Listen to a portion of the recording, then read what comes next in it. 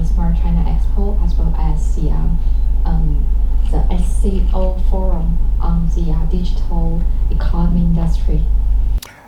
We have booths in the expo, and it's quite well stocked. We managed, despite the restrictions caused by the pandemic, we managed to get quite a few bit of our products. I participated in the forum. I spoke. I was a keynote speaker at the logistics part of the forum.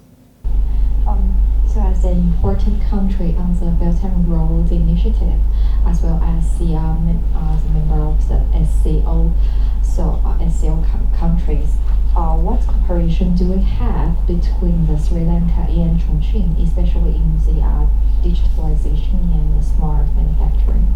At the moment, not much, but I'm hoping that this will grow as we get into the year and next year and the year after. Chongqing is the leading hub of digitalization in China. There are much that we can learn from Chongqing. We can benefit from Chongqing. Companies that are located here are at the cutting edge of digitalization. And I hope that some of them will consider Sri Lanka as a possible location for their overseas expansion plans. Unique positioning. We are right in the middle of the Indian Ocean with easy access to Africa, to the Middle East, to India, to Pakistan, Bangladesh, ASEAN and Australia. Anything that is produced in Sri Lanka can be easily transported to these markets either by air or by ship. President Xi Jinping just sent his congratulatory letter to today's forum as well as Smart China Expo. So, in your opinion, what does this mean to the relationship between China and SCO countries, as well as your suggestions on the digital economy development in the future? Because as a member of the FCO, we feel that the enthusiasm, the encouragement that China has demonstrated, digitalization of these economies will contribute to bringing these countries closer to each other. In Chongqing and Sri Lanka has very close relationship on the education and the cultural exchanges. So will they continue to expand the exchanges in this regard in the future? That is, Sri Lanka spends billions of dollars on students going to study abroad in different countries. Chongqing would be a very good place for them to come and study, especially because of the cutting-edge technology that you have in this place. That will be very important for them when they go back to contribute to the Sri Lankan economy.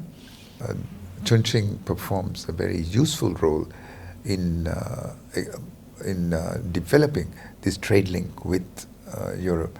Europe is, of course, a major market for Chinese products. Traditionally, they went to Europe by sea. Took 4 to 6 weeks to get there. Now, by train, I believe the time has been halved, and people tell me that it is less expensive than going by sea, less time-consuming, less expensive. So there's great opportunity for Chongqing to play a much bigger role in the future. Power. So Chongqing will be playing a critical role in facilitating this trade. Thank you. So one additional question, because I have gone through your profile that I found you are involved in many environmentally friendly activities since about sustainability development. So do we have any potential in cooperation for the green city or sustainable cities buildings in the future? United Nations, I was the ambassador to the United Nations. I was in the working group on sustainable development. So I had the opportunity to work on the global seas segment of it. So the environment has always been part of my passion. I mean, I spent a lot of time on it, and hopefully I understand a little bit. China has very encouragingly said that it will cap carbon emissions by 2030 and become carbon neutral by 2060. China's example has now been followed by many other countries who are even setting higher targets for themselves, which is a good thing. We need to make every effort to conserve our environment, not only for ourselves, but for future generations.